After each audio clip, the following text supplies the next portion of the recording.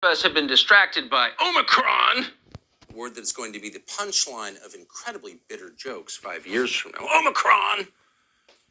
As that has been taking up all of our disk space, the country has inexorably been moving closer to what could be an incredibly destructive war with Russia.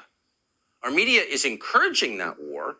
On MSNBC, the lunatics are demanding to know why Joe Biden isn't doing more to defend the territorial integrity of Ukraine. We've got to be aggressive in our defense of our allies.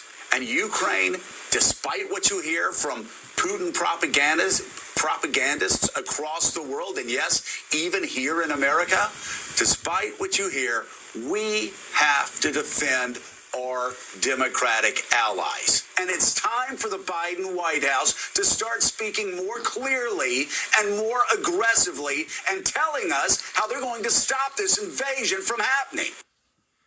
People that stupid should not have TV shows, and they certainly shouldn't be weighing in on adult topics like war and peace, but they are. So you have to ask yourself, why is this happening? Why are the Russians so upset? Why are we moving towards some kind of conflict? Well, there's one reason. Over a number of different administrations, the United States government has pushed Ukraine to join NATO, the North Atlantic Treaty Organization. Imagine if Mexico fell under the direct military control of China. We would see that as a threat, of course. There'd be no reason for that. Well, that's how Russia views NATO control of Ukraine, and why wouldn't they? We don't get anything out of pushing Ukraine into NATO, so why are we doing this? Clinton Ehrlich is a Russia policy researcher. He understands this issue quite well, and we're happy to have him join us this evening. Clinton, thanks so much for coming on. So is it too simplistic to say the core dispute here is over Ukraine joining NATO?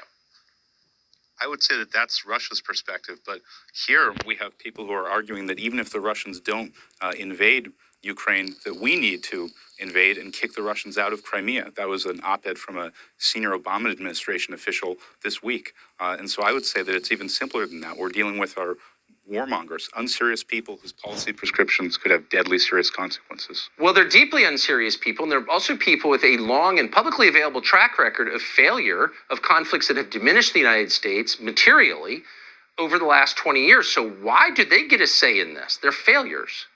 They like to portray themselves as Cold Warriors, but the architect of America's strategy during the Cold War, George Kennan, warned that NATO expansion could lead us towards war with Russia. And he's been vindicated. We're now on the precipice of that kind of conflict. And so it's a great question. Why is it that we should listen to these people?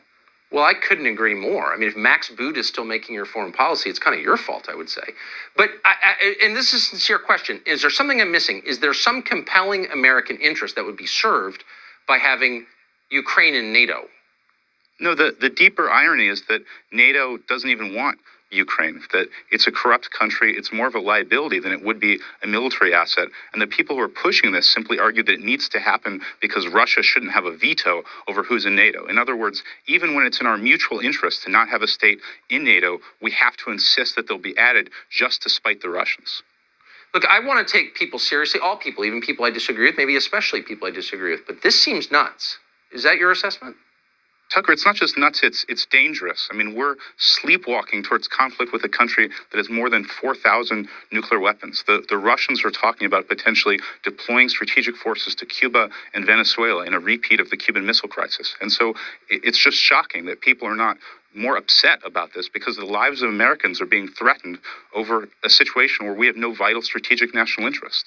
So since 1945, we've really only fought wars against poor, disorganized third world countries, North Korea, Vietnam, Iraq, Afghanistan, Syria. Do you think that that's convinced a lot of our policymakers that it's like easy to fight wars? I think that it's convinced them of that. And also, we haven't had war inside our country. The Russians have. They understand the reality of war and what it's like to lose millions of people in a conflict. And somehow our policymakers just imagine that war can never reach us. And the reality is that you and I are in danger from this conflict, Tucker. It really is. Clinton Ehrlich, I really appreciate your perspective tonight and your clarity. Thank you very much.